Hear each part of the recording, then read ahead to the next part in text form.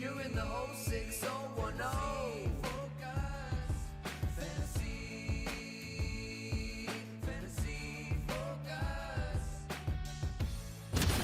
Welcome to Fantasy Focus. Today's podcast is presented by Geico. You can watch us every weekday at 11 a.m. Eastern Time on Twitter, ESPN's Twitter specifically, the Facebook page of ESPN, and ESPN's YouTube feed, as well as the ESPN app.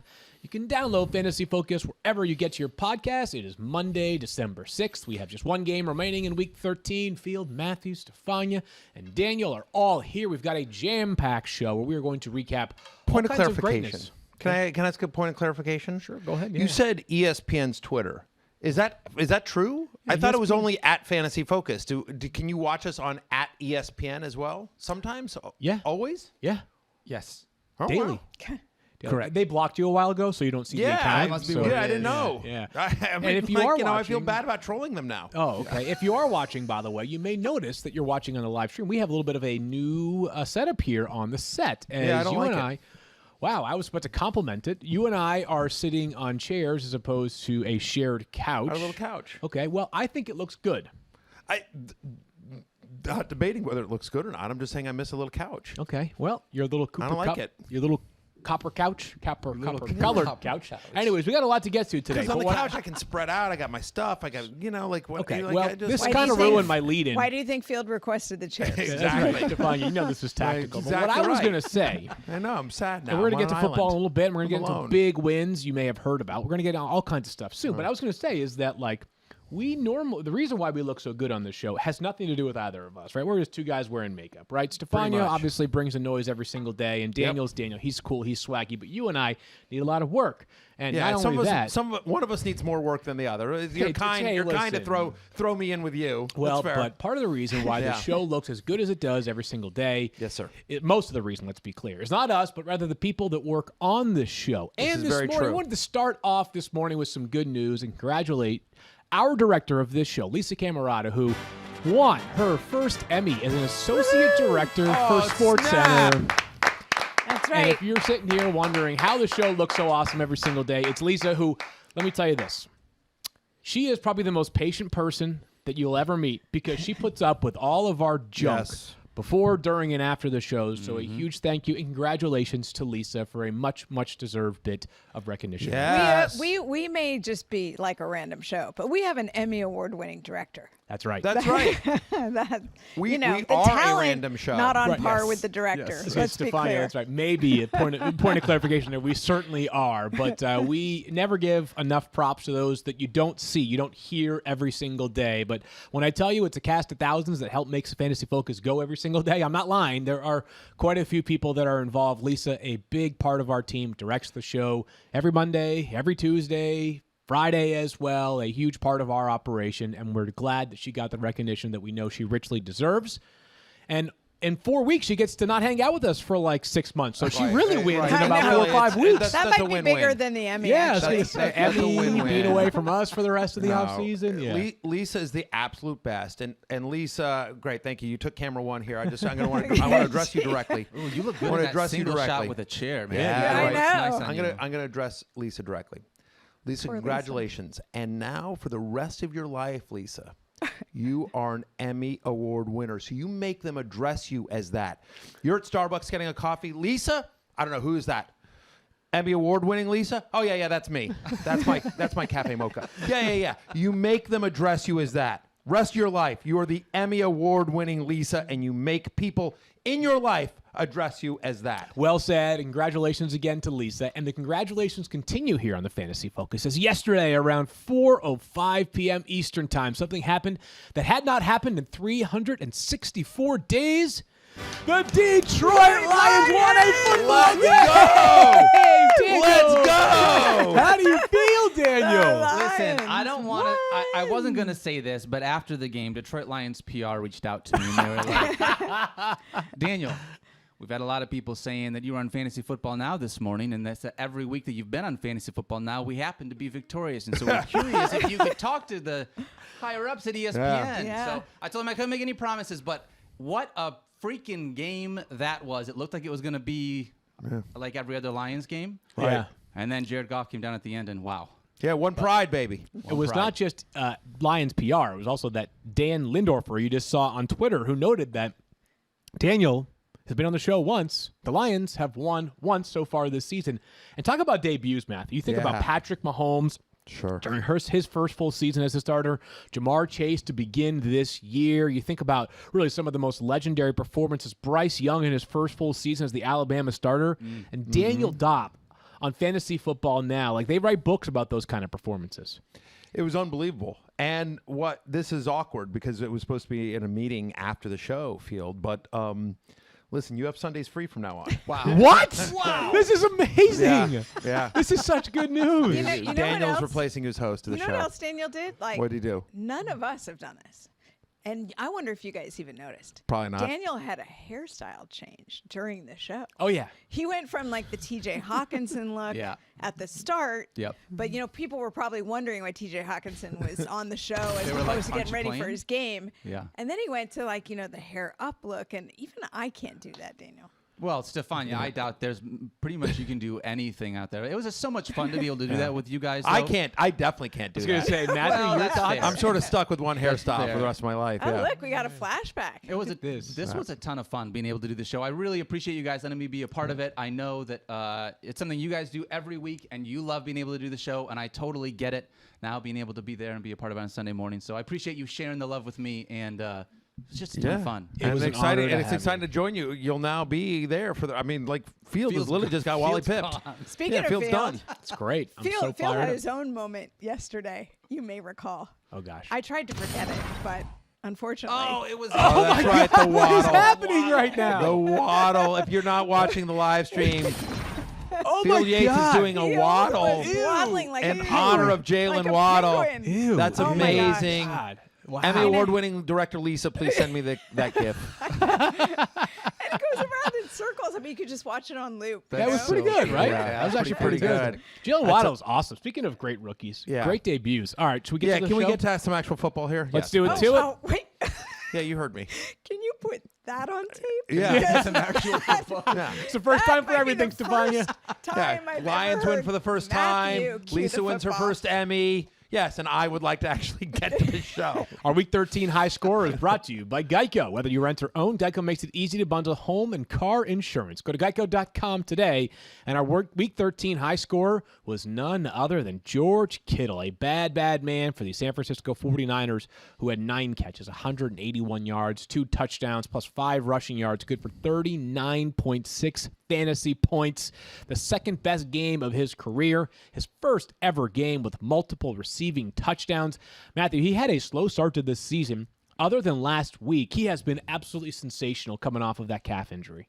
He looked great. He looked the part. You know, it was candidly in a losing effort, Stephania. Wow, But you worth had to go noting. I don't Well, hear listen, you. Daniel's team didn't lose. You know who else's team didn't lose? Oh, My team yeah, didn't of course lose. you had to work it back to But you. I'm That was just, the only point of I'm merely pointing out teams, NFL teams that won and lost, Stephania. It's not my fault that San Francisco could not get it done. But what's exciting here is 12 targets. He did it on just 27 routes. Unbelievable. We were not sure where the looks for Deebo Samuel would go. This is the first game without Deebo Samuel that the 49ers have played. And so at least early returns are, it's going to go to George Kittle. People are thinking, will there be more looks for Brandon Ayuk? Will Juwan Jennings suddenly get in the mix? Will they start, will they maybe go more run heavy? JaMychal Hasty Right. along with Elijah Mitchell. And no, when you have George Kittle, it's pretty much all you need. Look, I don't know that there's really a big takeaway here. He's a fantasy superstar. You were starting him every week anyways. And congratulations. You got almost 40 fantasy points from him yesterday. Let's get to our big name confidence check, and we begin in Chicago, where the Cardinals win their 10th game of the season, and they did so with their starting quarterback and star receiver back. That, of course, meaning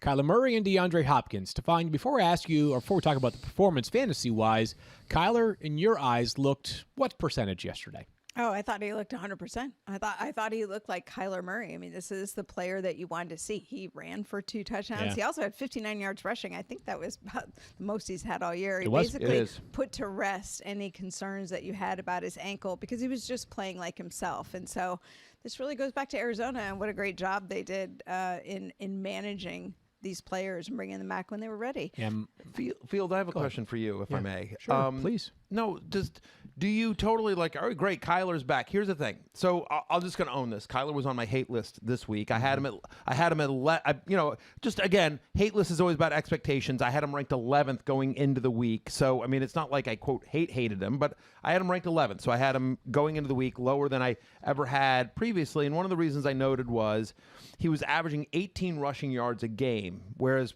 last year, he'd averaged over 51 rushing yards per game. He hadn't had more than, I think, 40 rushing yards since like last year, right? And so he had some rushing touchdowns earlier in the season, but he had gone 5 straight without a rushing touchdown. He had been quarterback 14 in the I think weeks 5 through 9 prior to him being injured. He was like quarterback 14 on a points per game basis. So you look at the numbers, right? He was 11 of 15, 123 yards passing. 123 yards passing. Now, you didn't care because he got the 2 rushing touchdowns. Yeah. He had almost 60 yards rushing. But my question is, if that doesn't continue, that's once in the last 6 games that he's played where he's had the kind of rushing performance you need.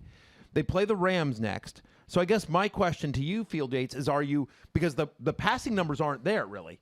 So what you need from Kyler Murray is you need this kind of rushing performance, which, again, we've seen once in the last 6 games. Are you buying Kyler is fully back? Yeah, I'm buying his back for this reason. If you watched that game closely yesterday, you saw that they didn't need much through the air. Andy Dalton was picked off 4 separate times yesterday, right? So there were numerous short field set up for the Cardinals. Beyond that, the one thing the Bears did do well yesterday was run the football with David Montgomery. So they were chewing up time, for those that care about time of possession, at least the Bears won that yesterday, right? Sir. So I think yesterday's limited overall performance as a passer for Kyler Murray is much more about the conditions of the game. It was gross, as we saw with Michel Steele. Yeah. It was wet and cold and windy yesterday in Chicago, I should say. And then also the fact that, they didn't need him to, right? I think there's nothing that dissuaded me from feeling like he is going to be able to throw the football a ton when he needs them to. And as you know, Arizona next Monday night, there should not be any concerns weather-wise. Can't wait for that game, by the way, between Arizona and the Rams.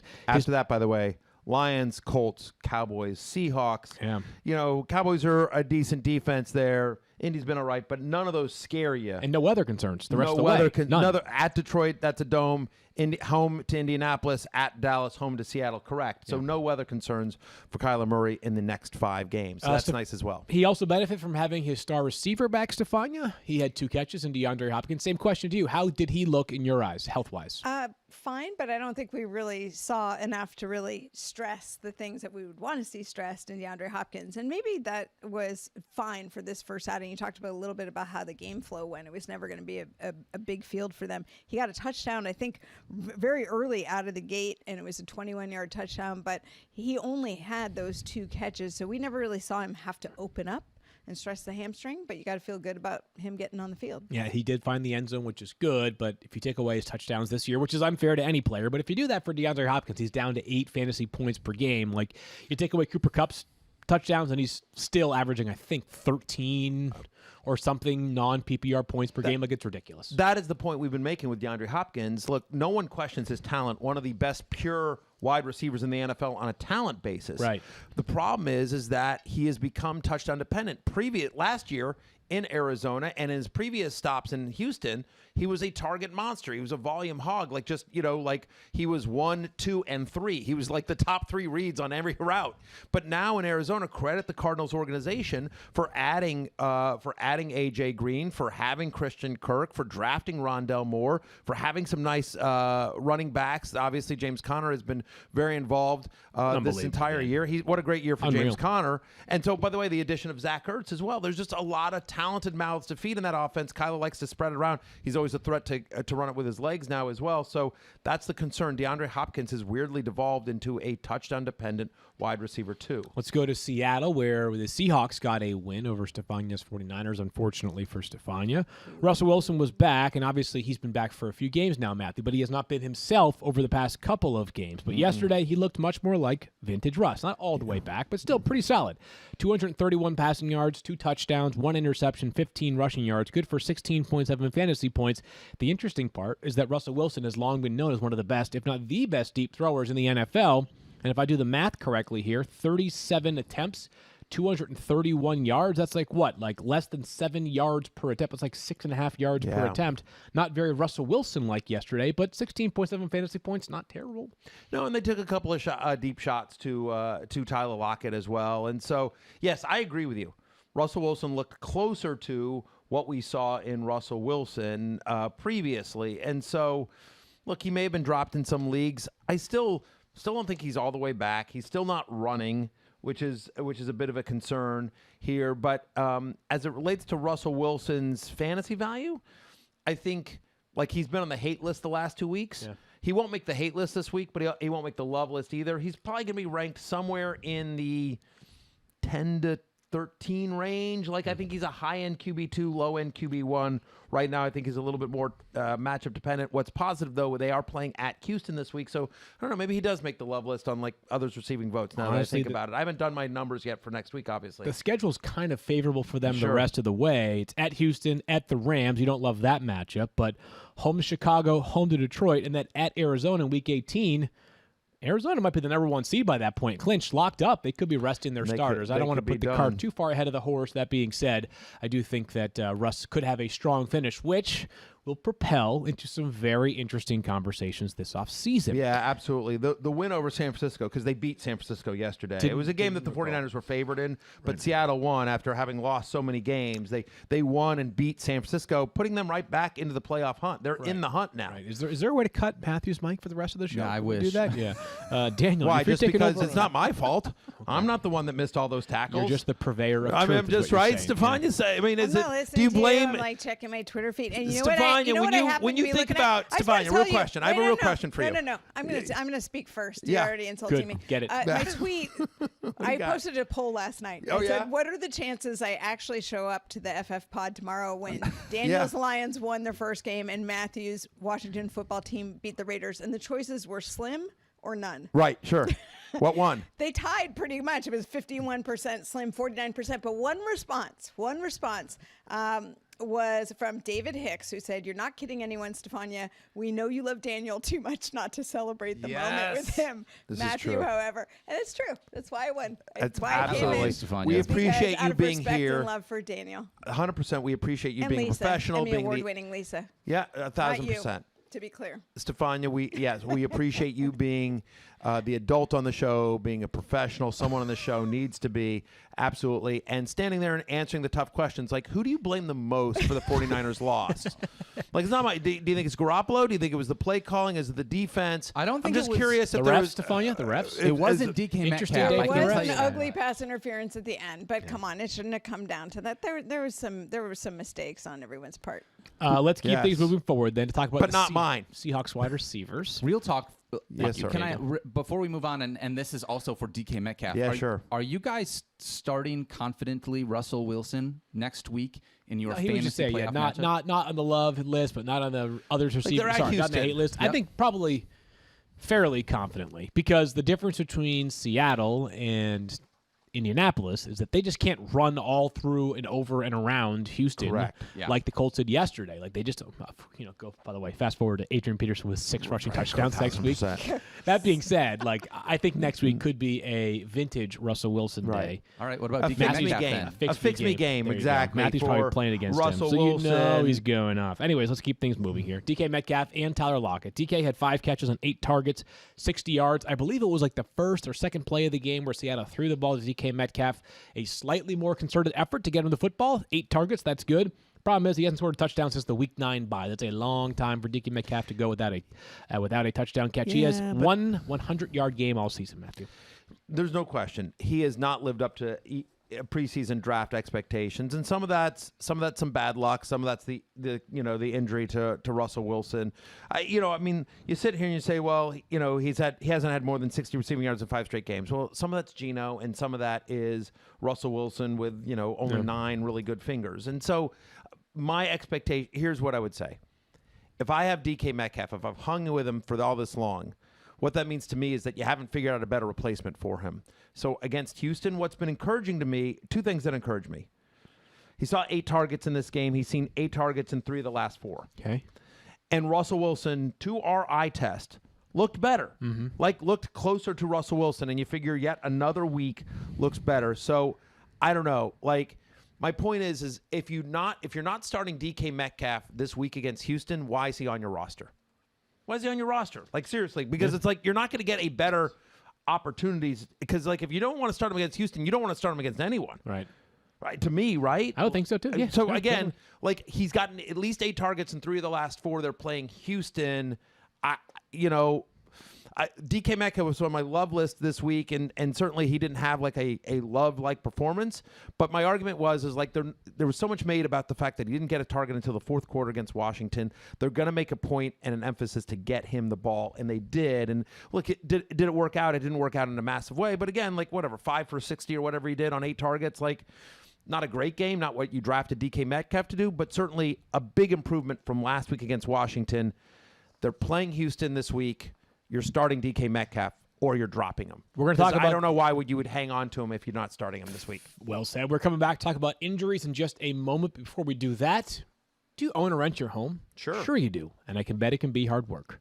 But you know it's easy. Bundling policies with Geico.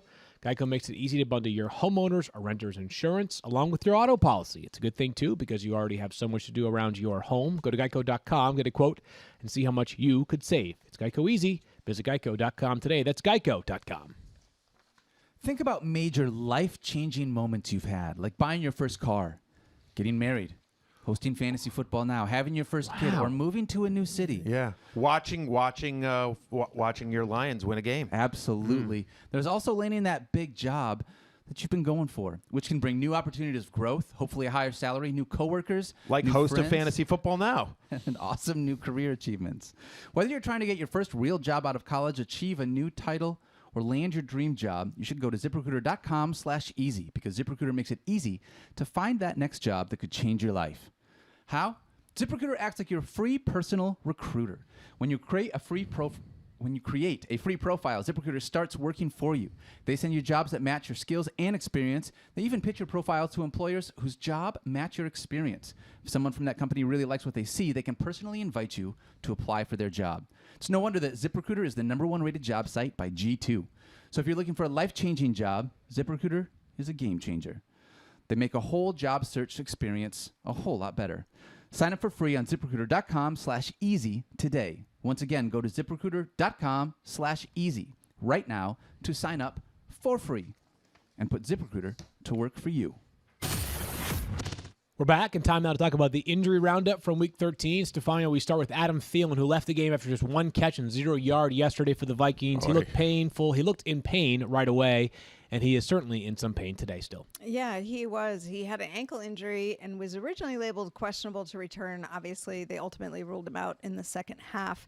Adam Schefter reported it's a high ankle sprain for him. More testing on Monday, as there always is with these things. I think the thing to pay attention to is that the Vikings play at home on Thursday night. Certainly can expect him to be absent for that. Yeah, tough to imagine a guy turning things around in about 100 hours. But KJ Osborn stepped into a more prominent role yesterday. He's been good on a couple of occasions this year. Remember, right away out of the gates, he was really good. But now he's into that number 2 receiver role. And yesterday, he had 4 catches, 47 yards, and a touchdown on 7 targets. I do believe he's got some legit appeal this week, especially if you play in a league that's a little bit deeper than 10 teams. He's been a good player for them. We know the Vikings throw the football basically every single week at a high rate. And Adam Thielen's target share was certainly notable. I think KJ Osborn has a chance to be like a low-end wide receiver 3 this week, like a top 30-ish play, given all the injuries right now in Minnesota. 1,000%. Like, they need to – I mean, their defense has some real holes. I mean, I don't know if you saw it. Like Jared the Goff, one right around the end zone where there was like a wide open hole right there. But the Vikings called a timeout prior to that play. Yeah. Like, they were like, we got to get set. We can't let Jared Goff beat us. And you know what? They let Jared Goff beat him. You know what's interesting? It's unbelievable. Because I felt like it was the Spider-Man gif for me. Because right. it's like I'm watching the Vikings play like the Lions on defense. We're like, oh, this is what's going to happen. We were supposed to win the game, and then they just drive right down the field. But then my Lions were the team that was doing that, which was also weird. So it was, Listen, how many times we got to say it? You can't leave Jared Goff that much time. No, you can't. You just, I'm just happy can't. for Jared Goff. Happy for all Lions. By the way, like, here's the thing.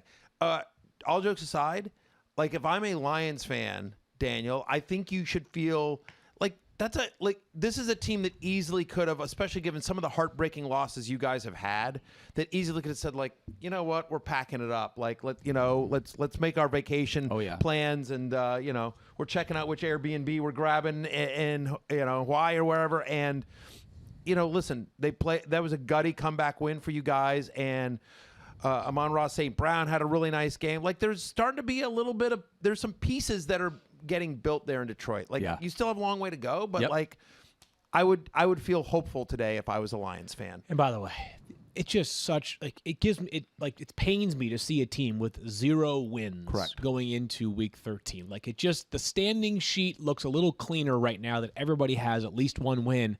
And who knows? Lions might get 2 or 3 down the rest of the season. Might. You never know. You never know what can happen. I will say this, though. As much as I'm happy for Lions fans, I feel so bad for Minnesota Vikings fans. Oh, man, those guys, what a roller coaster of a year for the Vikings. Want to go through it?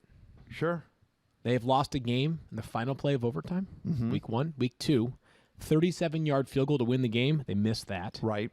We've seen them obviously lost yesterday in dramatic fashion. What's the 4th one that I'm forgetting recently that they just also lost at the end of the game? Well, they lost Justin Tucker, NFL record tying field goal. They lost on a. That was the Lions. That was against the Lions. That was Ravens against the Lions. Yes. Ravens against the Lions. Yeah. Right. We're talking about the Vikings. Vikings. Sorry, you're Vikings. Right. Sorry. But there's one more. I got confused about end bad of losses. game or overtime losses. Oh, it's every week. consistently. Sorry. It's every week. How about the That idea was also a painful loss. Sorry. Sorry, Daniel. That's okay. That's all right. They're also without their star running back Dalvin Cook right now. You're so good at getting the They show back on are. track. Tell me more about that, Stephania. Well, Dalvin Cook obviously was out this past Sunday, and Alexander Mattison took over. And I would expect with the Vikings playing on Thursday that it's going to be Alexander Mattison again. The timeline that's sort of been reported by several different folks is that they are looking to get Dalvin Cook back in week 15. It sounds like nothing's changed on that front, but we also really haven't seen anything or heard anything directly from the Vikings. So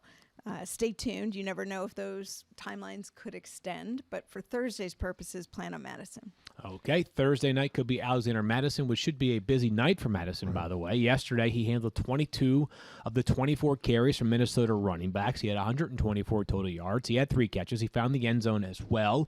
He continues to profile as a legitimate RB1 consideration every week that Dalvin Cook is out.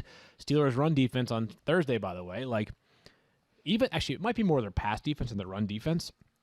Devontae Freeman routinely looked fast yesterday against those Steelers linebackers. They've got a serious problem at inside linebacker right now in Pittsburgh. Good Lord. Yeah, no, maybe Ben could switch to linebacker next year. Wow. You don't want to play quarterback anymore, but he is Big Ben for a reason. Just listen, we just need 20 snaps a game from you, Ben. Just whatever. Just stand up there and we're on obvious rundowns. We're gonna we're gonna stick you up there and just take it on. Rundowns. That's a low key funny. Right. 4th and 1 He's only not out defender. there. He's not out there on bats. 4th and 1 only. He plays nose tackle. Right, Jeez, exactly. oh, Just God. get him up in there. Just fill a hole, man. Find a gap and just fill that.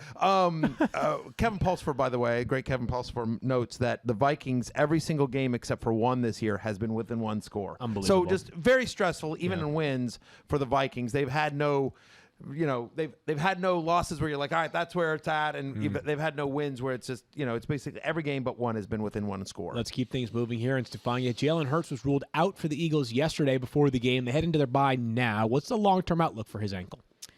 Well, there was a lot of chatter going into yesterday's game about how he was going to tough it out, and he was saying he was going to play, and Nick Sirianni was optimistic earlier in the week, and then late in the week, I think they realized that it was just too soon for him to come back out there. But I would say that all of those things suggest that they didn't think it was too terrible of an injury, and given another week, you never know if you might be able to get him back. So it all comes down to how well he can move on the field in practice, because as we've said many, many times, he's not a quarterback who stays in the pocket, nor do you want him to. So we probably won't have a better idea on this, guys, until you get towards the end of the week. And because of the fact that they're on the bye this week, we'll check back in on this more in week 15 about the prognosis for Jalen Hurts. And also just Gardner Minshew, whether he starts again. He was effective yesterday. Say whatever you want about him, but he got the job done to the tune of 18.8 fantasy points. He was great. That was one of the most entertaining games of the entire slate. The first 6 drives were, really. Yeah, but it was a lot of fun. And it was great. Listen, Gardner Minshew is an easy guy to root for, and it's exciting. And you probably saw the clip that was shared on social media of him and his dad after the game, which was just awesome. Couple of right? dudes. Couple of dudes. Just a couple of dudes. That's what Field and I are like after every show, by the way. That's what Field and I do Somebody after every tweeted show. That. Yeah, exactly. That's so good. So, and it's true. It's true. That's how we are. We just, we hug each other. We punch each other. We're like, yeah, another great show in the books. Yeah, we did it. Yeah, But, you're awesome. Yeah, you're Or awesome. You were more no, awesome. you're awesome. No, you were more awesome. No, you were more awesome. Anyway, but As I But it was the walk Jets. by and roll my eyes. yeah, pretty much. Of course, well, Stephania has paparazzi. I was going around to and say, everything sunglasses like that. on, sunglasses limo on. coming. Yeah, exactly. The expensive purse, the paparazzi out there. That she's got security escorting her to her limo. But what I would say is like it's the Jets. It's a great story. It's a great story and it was fun. But it's the Jets. If he is helped, I have no inside knowledge, but I'm just telling you this. If he is healthy enough to play, Jalen Hurts is going to be the starting quarterback when And they Nick come back. Sirianni said as much yesterday as well, so he confirmed what you were suspecting. Man, I do think it's still his job. We'll find out whether anything changes going into Week 15. But how about Dallas Goedert? Yeah, Dallas Goedert had a big game yesterday. 6 catches, 105 yards, 2 touchdowns, which we had a question posed to us on Fantasy Football Now. Non-PPR scoring, Dallas Goedert versus Andy Dalton in a flex spot, super flex spot. And I was like, it's got to be Dalton, right? Like, even if Dallas Goedert goes for 6 and 60 and 6 catches, 60 yards and a touchdown, that's I'm only like- 12 in non-PPR And I'm scoring. like, give me Dallas Goedert. I like Dallas Goedert. I tweeted out. I said, I think Minshew starting is good for Dallas Goedert. We actually Made guilted you into taking Andy You did Dalton. take We him. Yeah, wore I wore started you yelling. down. You're like, come on, it's got to be the quarterback. I'm like, Yeah. yeah, probably. I'm like, I do think Goddard has a good game there. Well, it yeah, worked out something pretty like well that. for you. By the 28 way, it did. Goddard had a big game. 28.5 fantasy points for the Eagles' standout tight end. Stephania, they might be without their running back on the other side of their bye as Miles Sanders left the game late yesterday with an ankle injury. Yeah, it sounded like he tweaked this ankle that it was unclear, actually, whether it was the same one that he had been on the injury report for before, but clearly it was problematic. And Kenneth Gainwell and Boston Scott were both active yesterday. A little bit of a surprise because Boston Scott had been ill, but they pick up the slack when Miles Sanders is out. Hey, Thirsty Kyle, can you do me a favor? Can you just do some quick research on what happens more often? Miles Sanders leaves the game early due to injury, or Miles Sanders leaves the game early because he's fumbled and they're done with him? Wow. I'm just curious which happens I more don't often like because they that. both happen a decent Kyle, amount. don't look that up. That's mean. Wow. Off the top rope there. By the way, Boston Scott, I don't believe at a He touch. can't stay healthy. He can't. That's I mean, like, tough. right? Tough I'm position to sorry, stay I healthy don't at. mean it. I'm not trying to be personal at Miles Sanders. I have nothing against the man. I've never met the think you man. do. But I get so, every time I'm negative about Miles Sanders, I have so many crazy Miles Sanders truthers that come at me on Twitter. And I'm like, guys, he can't stay healthy and he can't hold on to the ball. And they don't give him a full-time role. I don't know what you want from me. I get it. You're like, what? He was really good yesterday when, for the time that he was out there. But and I literally said this on this same show. Like, if ever there was a week, it's the Jets. Other guys are hurt. Miles Sanders, Jalen Hurts is hurt. If ever there was a week, this is the week. And like, It was a good game for Miles Sanders, by the way. 17.2 fantasy points, his best week since all the way back in week 1. Let's keep things moving here. Stephania, Darrell But Henderson. Kenneth Gainwell still scored the touchdown. course, right. They do not want this guy in the end zone for whatever reason. It's the craziest thing in the world. 35 touches from Miles Sanders this year, 0 touchdowns. He's the new Jacoby Jacoby Myers of running Yes, backs. He is. Stephania, Darrell Henderson dressed for the Rams yesterday and played as many snaps as you and I did combined. Yeah, that's right. A big 0. Look, we warned everyone, to be fair. We said he had a quad strain. We did not anticipate that he would play in this game. And we were right. Despite the fact that he was active, he did not play. It sort of begs the question of why was he active? Maybe it was an emergency situation where they felt like, if something happens to Sony Michel, we can use Darrell Henderson if we need to. They only had one other running back, Stephania. I think it was a depth thing. I agree with you. I think it was an emergency situation, but of course it leads to confusion because people see the tweets. He's active, and we can't know if he's active for that purpose or if they do plan on using him. But we just felt like Sony Michel was going to be the lead back yesterday, and that's ended up with playing out. What you can take away from him being active, though, is maybe it won't be more than just this 1 week. I got to be honest. The idea that Sean McVay says that he was inactive due to game flow. My favorite part of this full screen. I can't. Yeah. That feels like Well- something Matthew would say. In fact, Matthew, you might have said that. Did you say that he was going to be inactive due to game flow on Sunday? Sean and McVay and I consult every single week, Yeah, I so he assumed. probably picked that up from me. Yeah, not a big surprise. Like, what a there. weird. Why? What a weird thing. I Well, don't know. no, Sean McVay's game flow is Matthews traveling on a short week Right. theory, right? No, Sean McVay is being kind. He's just, and not game flow. It's just like we were kicking the living bleep out of him, and I didn't need him. Yeah, that's what that is. That's but- game flow. That's what he's not. He's like, listen, they're a crappy team. We were kicking the living you-know-what out of them, and so I didn't need him. So I'm not going to risk my let guy me point of against the clarification dumb here. Jaguars. What? Point of clarification. Were they kicking the bleep out of them or the living you-know-what out of them? You just Both. said, okay, got it. You can do both of them at the same time when you're playing the Jaguars? Don't listen. You're gonna sucker me into making Yep. $2 different donations Yep. to your That's swear right. jar, and I'm Yeah. not going to fall for it, Field Yates. I've been really good about that recently. Let's Yeah. keep things moving here, by the way. I will say, But real quickly though, on that though, yeah. So well, maybe not real quick. 7 minutes later, 7 minutes.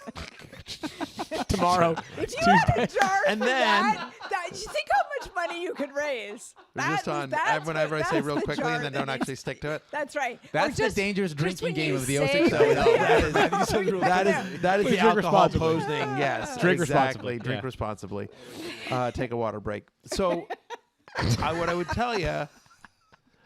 What I would tell you about Sony Michel is that he looked good. He looked the part. It was clear that if Darrell Henderson is to miss more time, you have confidence in Sony Michel as a starting running back. We all liked him yesterday on Fantasy Football Now.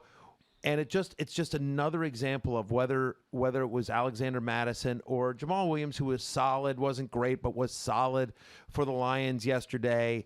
Like having an insurance running back, and we've talked about this, Tony Pollard with Ezekiel Elliott. Like when there is a clear-cut running back backup to your star running back, have that insurance, especially as we start entering into the playoffs. We're 1 week away, and I feel like we're a broken record. We've said this over and over and over again, but trust me, everyone with Dalvin Cook on their team was really happy if they had Alexander Mattison this week, and same with Darrell Henderson.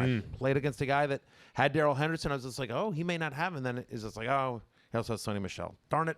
But I had Sony Michel in a number of leagues where I just picked him up this week. Right. And the person who has Darrell Henderson in that league does not have him. wow. Because Big I play do. by you. Yeah. Well done by you. Well, it's not well done by me, but I'm just saying, like, look, like, here's a good one. And he got banged up as well, but like Samaje Perine, like no one's and we'll see, but he got banged up a little bit towards the end of that Bengals game. Yeah. But like Samaje Perine needs to be rostered in 100% of leagues because Joe Mixon is, and that assuming Samaje Perine is healthy for next week, like he'll be the guy if anything were to happen to Mixon. And by the way, he left the game briefly. He came back. He was fine. Obviously, had a nice game. Got into the end zone, but.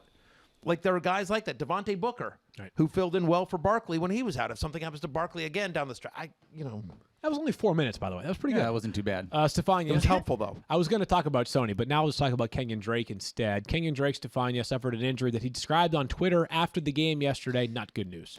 Yeah, I thought the tweet from Paul Gutierrez, who covers the Raiders for us, summed it up pretty well. He said that Josh Jacobs said that Kenyan Drake told him, quote, it's broke, after he injured his ankle early in the game. And then Jacobs said he's had significant injuries in the past and got choked up for him. And it's true. If you know Kenyan Drake's history, if you know the injuries he went through at Alabama, including a very similar injury, fractured dislocation of his ankle on the opposite side, similar to what Dak Prescott suffered, you really feel for this kid because he's worked himself back. People told him he'd be undraftable. He gets drafted. He's been playing in the NFL and then a terrible injury. He did post a video. I retweeted it. You can take a look at it. It's called a hip drop. And basically, when a defender pulls a player's hip down and their body weight gets caught under the defender, you can take a look and decide for yourself what you think. But Kenyan Drake posted it because he said these kind of injuries, these kind of tackles make it tough for us and feel like there should be stiffer penalties. And it's certainly circulating. That being what it is, Kenyan Drake expected to likely have surgery and not return this season. The Raiders did place Jalen Richard on the COVID-19 list yesterday morning, which means that there's a chance they'll go in the next Sunday with only Josh Jacobs and Peyton Barber amongst the sort of common names in their running back room available. Josh Jacobs yesterday had 9 catches. He had a touchdown. He had 90 yards. I don't want to make light of the situation going on with Kenyan Drake, but because of how thin they are at running back, Josh Jacobs might catapult in terms of value the rest of the season because there are just so few bodies available. He's been so involved in the passing game of late as well. Even if his rushing efficiency is still low, Josh Jacobs will be very busy. One more injury, Stephania, for now, and that's Logan Thomas for the Washington football team, who just recently returned, and unfortunately, sounds like he's back to the bench for a long time. Yeah, same game, and he was taken down, and he suffered what Adam Schefter is reporting as a likely ACL and MCL.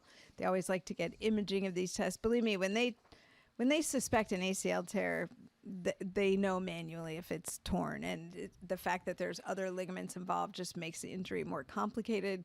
They'll do imaging to get a better picture of that, presumably today. But either way, for fantasy purposes, Logan Thomas, unfortunately, done for the year. Just brutal. Awful. And it was a cheap hit. It was a cheap hit by the Raiders, and you know, disgusting and marred what was otherwise a great day for the Washington football team as they won their 4th straight and a win on the road against a tough Raiders team that had 10 days to prepare for Washington. Washington was traveling on a short week. Yeah, one thing I'll say, though, they still won. But anyway, Logan Thomas is a great kid and a big part of that team, and it's a big loss for them.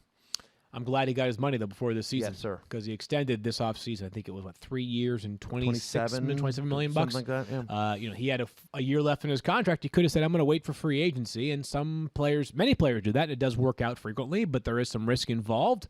When there is money to be had on the table, it can certainly behoove you to sign for that contract. It did in the case of Logan Thomas, a guy who's been an awesome story for so many seasons. And by the way, so we'll see. So Ricky Seals-Jones was inactive once again for this game. I think he's dealing with a hip. He is, yep. Stephania. So we'll see. But whether it is Ricky Seals-Jones or John Bates, who's a rookie they like a lot as Boise well, State, yep. They will. The tight end in Scott Turner's offense has value, especially in this offense, especially for leagues where it's tight end premium or deeper leagues. So, you know me, I always love my obscure tight ends. And so wish Logan Thomas is one of my favorite players. Love him for the Washington football team. He's on my dynasty team. Prayers up for Logan. And great win for Washington. It certainly was. They are now 6-6. We'll be back with some running back takeaways in just a moment. But first, a word from DraftKings. Now that every team has a check in the win column, it's been a great start to the NFL season, and it only gets better at DraftKings, the official daily fantasy partner of the NFL. DraftKings is putting new customers in the center of the action with a free shot at millions of dollars in total prizes. Get in on the action now. And simple, just pick your lineup, stay under the salary cap, and see how your team stacks up against the competition. Feel the NFL action like never before with a free shot at millions of dollars in total prizes. DraftKings is safe, secure, and reliable, and the best part, you can deposit and withdraw your cash whenever you want. So download the DraftKings app now. Use code FFF. This week, new customers can get a free shot at millions of dollars in total prizes. Enter code FFF to get a free shot at millions in total prizes with your first deposit. That's code FFF.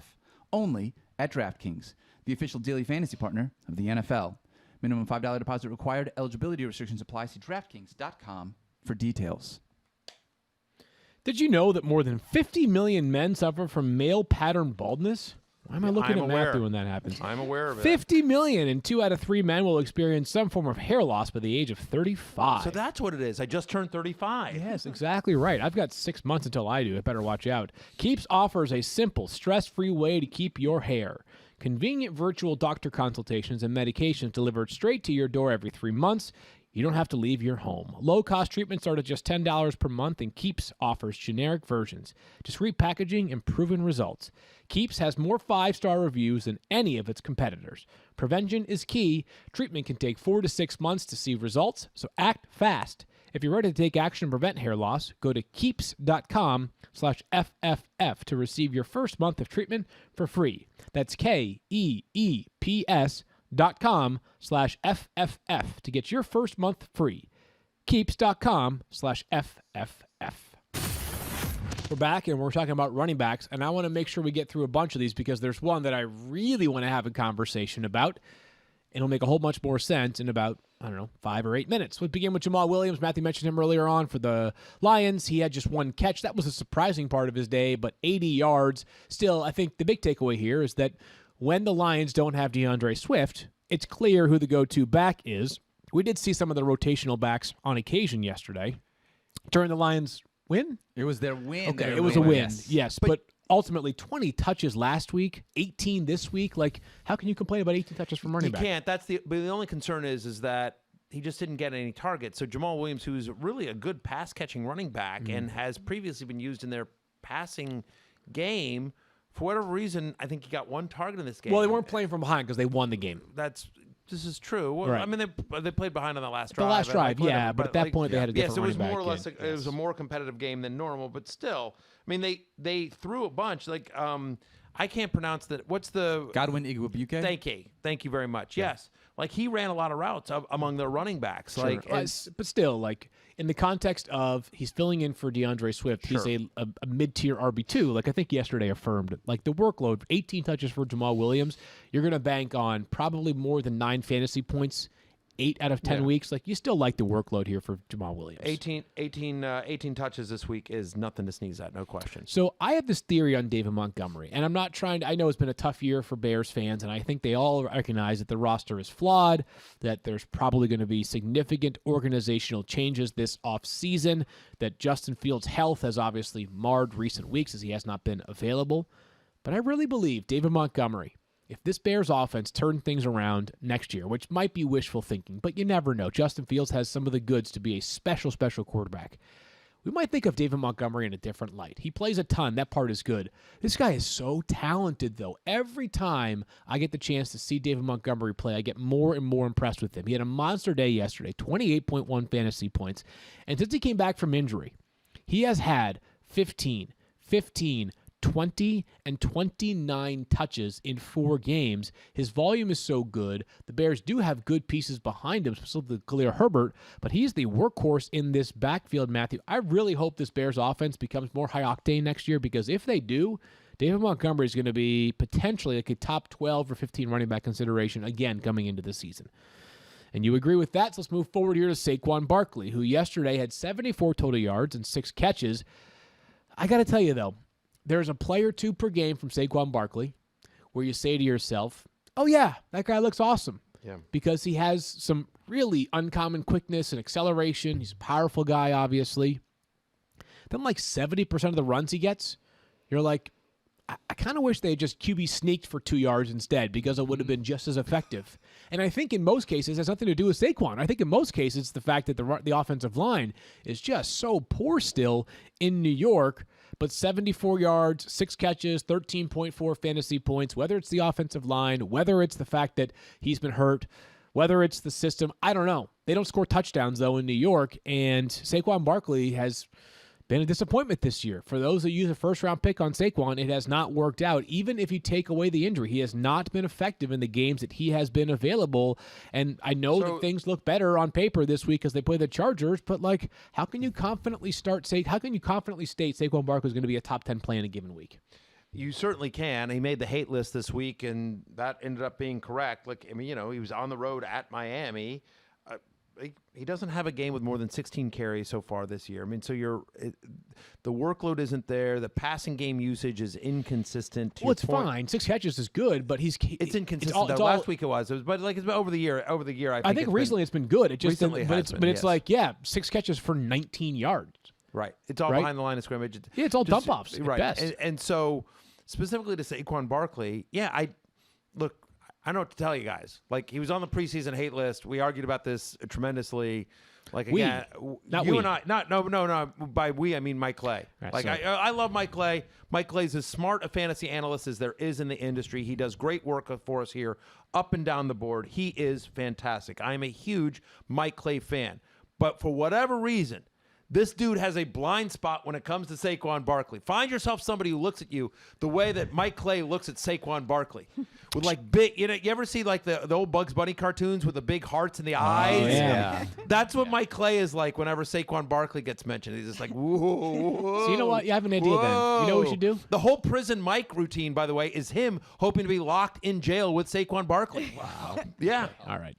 We've gone too far. We have not gone too far. Well, I can go further. Okay. Well, let's, for the betterment of your own career, let's not. But what we should do is we should throw some more salt in the wounds of Mike Clay, just because we are all stunned yesterday. Mike is not just, pound for pound, one of the best fantasy minds, period. But he's also one of the most pragmatic and just sort of reasonable, logical people 1,000%. In fantasy football. He makes every decision is made with good reason, except for yesterday, where Mike wanted to challenge all of us, all 4 of us who are there on fantasy football now. Someone asked a question via Twitter. is it crazy to start Javonte Williams over Saquon Barkley? And we're all like laughing at the guy like, oh my God, no, it's the greatest thing you could ever do. And Mike was like, it's kind of crazy, actually. I've got Saquon. Now, how many of you have Netflix? All of you have Netflix that are here watching this show. Have you ever had the opportunity to watch the very famous documentary about Hiro who makes sushi? It makes not just world-class sushi, but literally the best sushi on earth. People will travel literally to Japan, and he goes. Incredible. What's it called again? Hiro Dreams of Sushi. Hiro Dreams of Sushi. Okay. How about this? How about this? Here's a little context. It takes me a while during football. Like I just finished Squid Game. Like it takes me a while. I just finished Lord of the Rings. No big deal. Anyways, no, I'm just kidding. But seriously, like it. Tom Brady went and watched it once on a plane and said like it changed his life. Like that's how much respect people have for this person. He makes sushi that's as top of the line as it can ever be. Sure. Mike Clay does not owe you a sushi lunch after yesterday's bet, which was the original terms. Correct. He owes you a trip to Japan to eat sushi from Hiro because Javonte Williams absolutely gobsmacked Saquon Barkley yesterday in that head-to-head matchup. Yeah, it was a great one. Mike Clay and I are lunch buddies, and we will often go to a local sushi place that we both like here in Connecticut. But I agree with you. Like, it was so unfair what Javonte Williams did last night versus Saquon Barkley that I agree with you. I think it's a sushi lunch with Hiro to Japan and first-class airfare. Just so you know, Mike, I don't fly coach. Did you say this stat? Have you read any of Javonte Williams' stats? No, I have my own this morning. Okay, so I just want to say this really quickly because it's funny. First player in the NFL this season with 100 rushing yards and 75 receiving yards in the same game.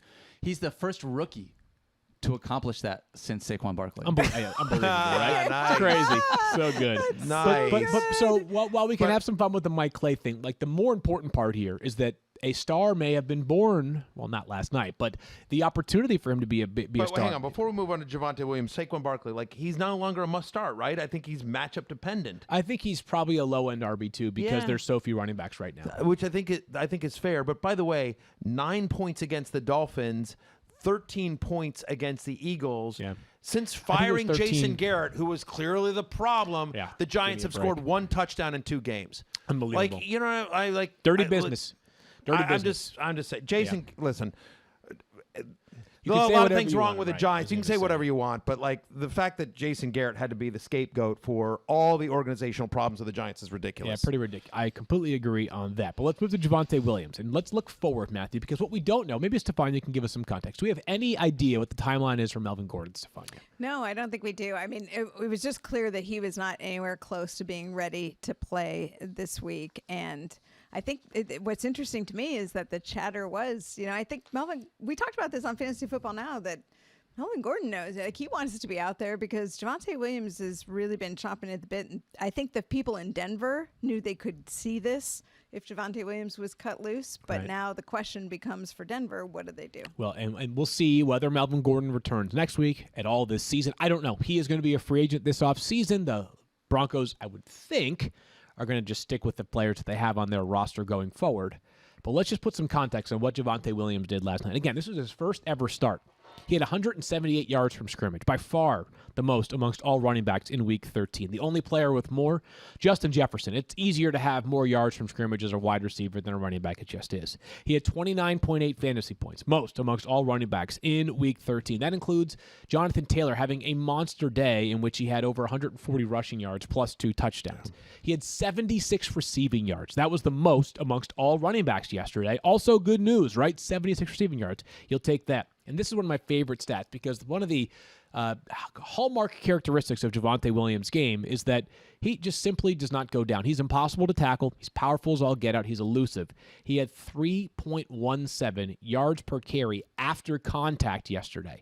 That was the best amongst all running backs this week. You might be sensing a trend here. As we look ahead to 2022, Matthew, this player profiles as a potential August breakout candidate, Javonte Williams. Well, I fear that by the time we get to August, he's going to be too obvious. Oh, way too obvious. To be a breakout candidate. Listen, he made the love list this week, and I don't think that was some amazing call because we all like Javonte Williams, right? We're probably too low on him, to be honest. That's what I literally tweeted that last night. I said I spent all week, along with many, many others, hyping up Javonte Williams.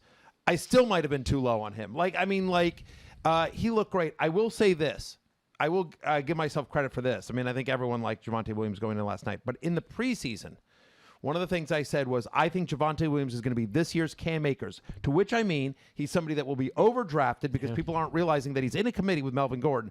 But look at their schedule coming down. I think he's the more talented player. I think by the end of the year, he will have overtaken that role, and their playoff schedule is ridiculous. And I think he's going to win a lot of people, a lot of leagues, the way that Cam Akers did down the stretch last year. I made that call in August, and I made that multiple times. Good call. And, right, I mean, well, listen, Melvin Gordon hasn't gone away the way that I thought he would. I got, quote unquote, got lucky with the injury. Never that I would root for an injury to any player. But to that point, obviously, if you needed to get in, if you needed to win in week 13, Javonte Williams did his part. They play the Lions at home next week. They play Cincinnati. Bengals playing better defense than we thought they would be in August. Yep. But still, you can run on the Bengals somewhat. Then they're at Las Vegas. Antonio Gibson just ran all over them. They're at the Chargers, which they played good against Joe Mixon, but traditionally so far this year, the Chargers have been really a run funnel defense. And then they get another matchup at home against the Chiefs, again, that Javonte Williams just ran over. So whether it's because the season hasn't gone the way the Broncos want, or that Javonte Williams is the future, or that Melvin Gordon's a little bit more banged up, but I don't know how you put that car back in the garage after what you just saw from Javonte Williams on Sunday night. Totally agree on that part. Let's finish up with the Chiefs running backs before we can talk a little bit of Monday Night Football with our remaining time. Clyde Edwards-Helaire last night had 11.2 fantasy points, just ahead of Darrell Williams with 11 fantasy points. They both had 3 catches. Helaire had 82 total yards. Williams had 80 total yards. The snap share, 27 for Clyde Edwards-Helaire, 25 for Darrell Williams. I think it's pretty obvious what's happened right now, right? Is that, like, Darrell Williams earned a time split with Clyde Edwards-Helaire during the time that Clyde Edwards-Helaire was gone. Pretty simple. Yeah, he has. He's played his way into a bigger role. And the other thing is that they're having to do that. Teams are now playing. We've seen this now for a number of weeks. Teams are like, we're not gonna let the Chiefs and Patrick Mahomes beat us deep. So Andy Reid is like, we're going to take what you give us, which is going to be short passes, and we're going to have to run the ball. And so we'll see what happens with Kansas City next week. They play the Raiders. They're at home to the Raiders, and then they're at the Chargers. But again, like, those are two defenses that play good ball and play good ball in the secondary. And so it's unfortunate. Listen, as somebody who has Patrick Mahomes and Travis Kelce, I'm in a expert dynasty league, and I was undefeated coming into this week. And Patrick, as a tight end premium 2-quarterback superflex league, and Mahomes and Kelce are sort of the core of that team. Yeah. We lost our first game this week. That's kind of a humble brag right there. is. I was Not undefeated kind of. in an expert dynasty league, not Expert just a dynasty league. By the way, I'm also the expert defending champ dynasty in that league. But how about this, though? This is crazy. Like, a lot of people probably had. I know you were one of these people that had a matchup that was not exclusively decided by these two players last night, but a lot of people had Travis Kelce against Tyreek Hill last night. It was it was like a pillow fight, right? Yeah, I mean, brutal. 2 for 22 for Tyreek Hill, 3 for 27 for Travis Kelce. It's weird. Like, the Chiefs are winning, and that's all that matters, right? But they are becoming a much stronger defensive team and an offense that, look at Patrick Mahomes' game log over the past 6 games. Passing yards, 184, 260, 406, 166, 275, 206. In 3 of his past 6 games, he has 0 passing touchdowns. 0 passing touchdowns for Patrick. He has, obviously, the rushing touchdown last night, which kind of saved you. He had 0 passing touchdowns in 3 of his 6 games. How is that possible? Field, here's what's crazy. Overall, by the way, I had a pretty good week on love-hate, by the way, just so you guys know, because I've said a couple of ones that I got wrong. But overall, I had a really good week on love-hate. But I will say, like, one of the other ones that I had was I had Patrick Mahomes as a love. Right. And it was 2 things. Number one is, like, listen, guys, Patrick Mahomes has been bad enough that it's not an obvious name to put on love-hate. Right. Like, and so, hey, first I had to be like, I don't think you guys realize how mediocre Patrick Mahomes has been. And now, but because he's been mediocre, now he's eligible for the love list. And then, oh, by the way, I was wrong because he didn't have a big game. Like, I thought coming out of the bye, like, I thought they would have a better plan for Denver. And I guess maybe you can argue they did because they beat him pretty handily. But, like, you can't of all the things in this world you can't count on, it's Daniel Sorensen making a big play, which he did, like the pick 6. I mean, like, Don't get me started. Yeah, on Sorensen, like, he's it's an inside joke here at ESPN on Sorensen, but I would just, man, oh man, feel like Patrick Mahomes is no longer a set it and forget a quarterback. Holy cow. I just looked this up.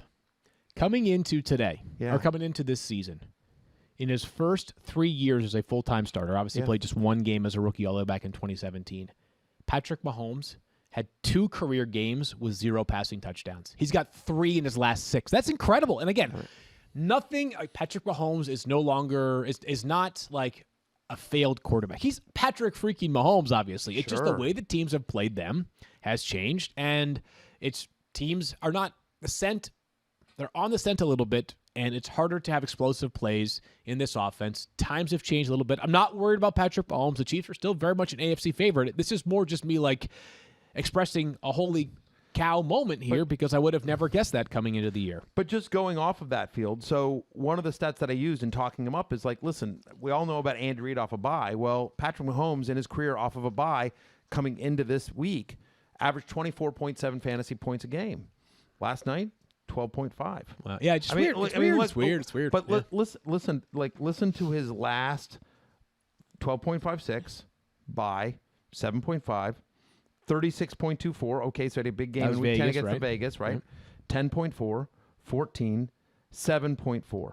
7.7 in week 7 against Tennessee. He put up 22 points against Washington in week 6. Like, since week 6, he's had one good week. Since week 6. Crazy. Thirsty Kyle, figure out starting in week 7, Patrick Mahomes is QB what entering Monday Night Football on a points per game basis? We'll find out because we got to move here. Just one, you get one thought on Monday Night Football. What's the key that you are watching for tonight? The key I'm watching for is, does New England do what the Colts did to the Bills, which is just, we're going to run it. You know what I mean? Like, everyone just like, oh, the Bills are such a tough defense. Can Damian Harris and Ramondre Stevenson, can one of those running backs emerge, right? Because it's become kind of this 3-headed monster. So can the Patriots successfully run against the Bills, and do one of those guys, do we get any more clarity on that backfield situation here? Bills side of the ball, can, after a red-hot start, the passing game has sort of died down, and while Stephon Diggs has been good, we haven't seen a lot from Emmanuel Sanders. We haven't seen a lot from Cole Beasley. Dawson Knox. Yep. Dawson Knox has scored some, but like, does any pass catcher, do you feel better about any non-Stephon Diggs pass catcher after this game? How do you feel about Josh Allen? Because this is going to be a really tough test for him. He has struggled against Bill Belichick in the past. So that'll be curious too. And the last thing here, I know you asked for only one thing, but you know me, I'm a overachiever.